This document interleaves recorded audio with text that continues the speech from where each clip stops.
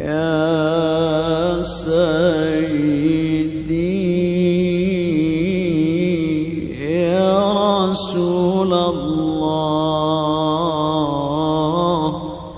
يا من له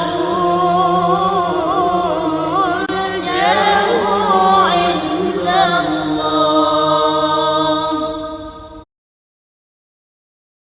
Assalamualaikum warahmatullahi wabarakatuh. Assalamualaikum. Saya mau nanya Buya, apa iya zaman Nabi Rasulullah SAW pada waktu wafat atau meninggal dunia tidak ada tahlil-tahlilan, katanya hukumnya bid'ah. Mohon penjelasannya Buya. Wassalamualaikum warahmatullahi wabarakatuh. Adapun masalah tahlil tidak pernah dilakukan pada zaman Nabi, waktu Nabi wafat dan sebagainya. Ini pertanyaan yang berlebihan. Jadi kalau beragama itu langsung Nabi melakukan enggak? Kalau Nabi enggak, ya jangan dilakukan. Syariat itu tidak hanya yang dilakukan Nabi. Agama tidak hanya yang dilakukan Nabi. Yang dilakukan Nabi, ia dicontoh. Ada yang diucapkan oleh Nabi, dan yang diucapkan Nabi difahami, ditafsir oleh para ulama, menjadi bermacam-macam pemahaman. Ada diamnya Nabi, namanya ikrar, takrirnya Nabi. Itu juga menjadi sebuah syariat. Sekarang untuk menilai bukan dicocok langsung Nabi melakukan atau tidak, bukan begitu, itu kalimat yang berlebihan. Ini bertentangan enggak dengan ajaran Nabi? Kalau alasannya Nabi tidak pernah melakukan, alangkah banyaknya keharaman dan semuanya neraka. Misalnya dicampurnya antara sesuatu, akhirnya majelis, radio, televisi, itu kan urusan dunia. Nabi gak menjelaskan urusan bid'ah, gak ada bedaan antara dunia sama akhirat. Nabi hanya mengatakan kulla bid'atin dolalah. Gak ada Nabi mengatakan kulla bid'atin diniyatin dolalah. Gak begitu, Nabi mengatakan kulla bid'atin dolalah, semua bid'ah dolalah. Ini permasalahan seseorang dikit-dikit langsung yang tidak dilakukan Nabi, maka Nabi sampai berani berlebihan. Kaidah ini bermasalah. Adzan 2 di hari Jumat ini adalah dilakukan sahabat Nabi. Dari Sayyidina Utsman dan sahabat semuanya melakukan adzan 2 dan punya tujuan. Apakah berani berkata zaman Nabi saja nggak ada adzan 2? Lihat, yang nggak mau adzan 2 biasanya pakai perekam. Nabi saja tidak melakukan. Dia tidak sadar, waktu dia ngomong begitu telah mencaci Sayyidina Utsman adalah melakukan kesalahan besar.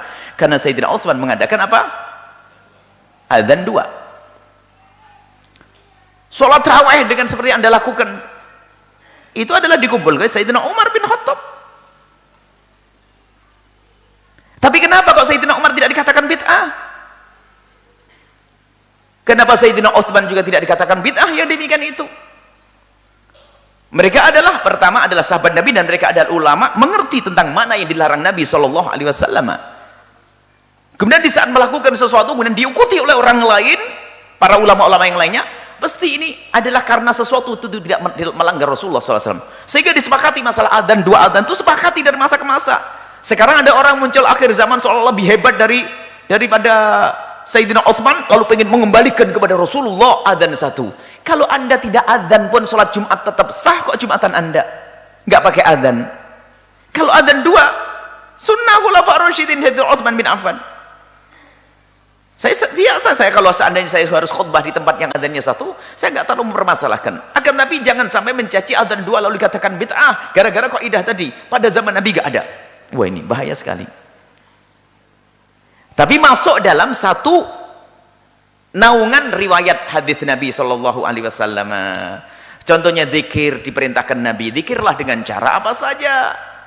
Yang penting zikirmu adalah dengan cara benar, dengan adab yang benar. Tapi kalau zikirnya dibarengi keharaman, ya nggak benar. La ilaha illallah lagi perempuan sambil cubit-cubitan, ya haram. Kalau zikir kumpul kemudian bersama, haram. Tahu yang rasanya Nabi pun tidak mengajarkan zikir bareng-bareng. Innalillah.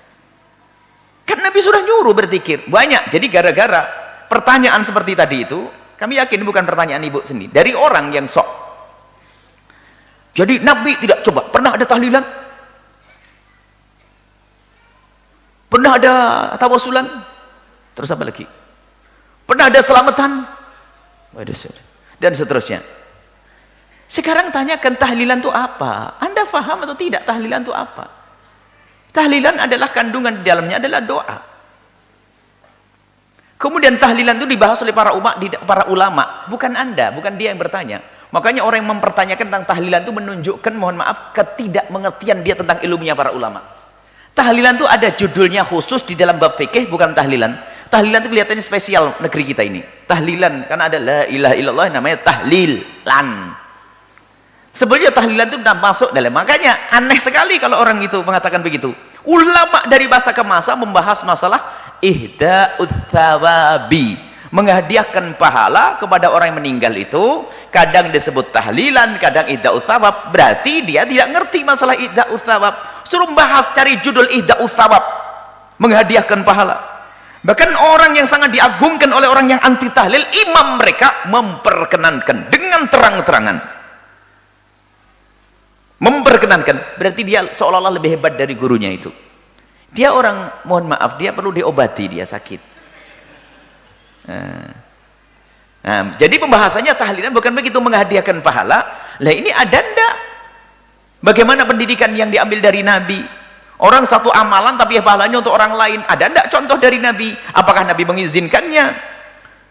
Kalau sudah ulama jumhur sudah mengatakan boleh, pasti ada riwayat yang dinukil dari Nabi. Ternyata mereka mendatangkan riwayat.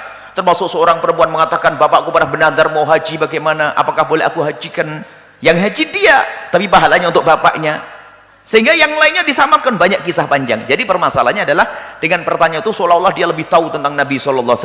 Tahu Nabi, jadi seolah-olah hukum itu hanya diambil daripada pekerjaan Nabi, omongan Nabi saja. Jadi pemahaman ulama sudah tidak berguna lagi. Pemahaman ulama itu luas. Bagaimana ulama memahami teks satu hadis. Kalau satu permasalahan akan didatangkan semua riwayat-riwayat hadis yang ada sangkut pautnya dengan permasalahan itu, dikumpulin dulu, dari Quran dikumpulin, hadis Nabi dikumpulin, baru disimpulkan. Makanya kalau orang tiba-tiba mengambil satu hadis langsung dipakai, ini bisa perang terus dengan saudaranya. Kayak ketemu tadi hadis itu. Manjara izarahu ma'asfala al-ka'baini fa huwa finnar, yang di bawah telap mata kaki di neraka. Baca itu tok langsung neraka. Loh, Abu Bakar di neraka dong, bajunya turun di bawah mata kaki. Loh kan? Enggak sadar. Karena ada riwayat yang lainnya. Jadi yang diperkenankan itu bukan harus sesuatu yang memang pernah dilakukan Nabi. Tapi Nabi secara umum mengizinkan. Coba, kalau di dalam tahlilan itu apa sih di dalamnya? Di dalamnya adalah bagaimana biasakanlah kamu itu untuk bisa memberikan sedekah. Sedekah itu pasti diterima. Kemudian berdoa. Kemudian kamu pertemukan saudara agar tidak terjadi berantem, berkumpul, silaturahim di situ. Kemudian setelah itu ada tausiah di dalamnya. Kemudian ada ihda'uts tsawab, menghadiahkan pahala. Mana yang haram? Oh, ini adalah namanya bid'ahnya bukan bid'ah yang ini, tapi ada idhofiyah. Ini mulai mengarang lagi. Jadi kayak mencari-cari. Pokoknya kalau tidak masuk neraka nggak boleh. Kalau tidak masuk di sini, jarum di sini. Ini adalah orang sakit yang dia tuh sebetulnya, naudzubillah ya, yang mengatakan anti tahlil dan semuanya, ternyata dia telah berantem dengan gurunya sendiri. Uniknya, sudah begitu seolah-olah menjelekkan, itu bid'ah. Sampai saya kemarin ada orang beri kabar, kok masih ada ya orang bahas begitu, kunut katanya bid'ah, ajib, dengan tegasnya. Ada video-video kecil yang dibagi, ajib, kunut bid'ah. Imam-imam mereka saja sudah mengatakan nggak apa-apa, kok kunut? Ini hanya khilaf di antara madhab. Jadi memang kedangkalan ilmu seseorang. Makanya yang tiba-tiba mengatakan bid'ahnya kunut, itu biasanya satu paket yang serta-merta mengatakan bid'ahnya tahlilan ini. Dan dia tuh sudah berlawanan dengan guru-guru mereka sendiri. Karena itu bukan ilmu dia, hawa nafsu dia. Hawa nafsu. Allahu a'lam bishawab. Jangan dosa dengan hawa nafsu. Jadi tahlilan itu isinya apa? Apakah diajarkan Nabi? Masalah dilakukan di depan Nabi atau tidak? Ini bukan sesuatu kebaikan yang ada hari ini, tidak harus pernah dilakukan pada zaman Nabi. Tapi mungkin Nabi mengisyaratkan, Nabi memerintahkan terang-terangan, atau Nabi mengisyaratkan dalam satu dalil umum, bisa. Kalau Nabi mengatakan, hendaknya kalau kamu mendapatkan nikmat syukuran. Lah kok syukuran haji jadi bid'ah itu gimana? Nikmat kan orang bisa haji. Bid'ah. karena Nabi tidak mengajarkan syukuran haji. Walah, habis semuanya. Tentunya pindah rumah syukuran bid'ah.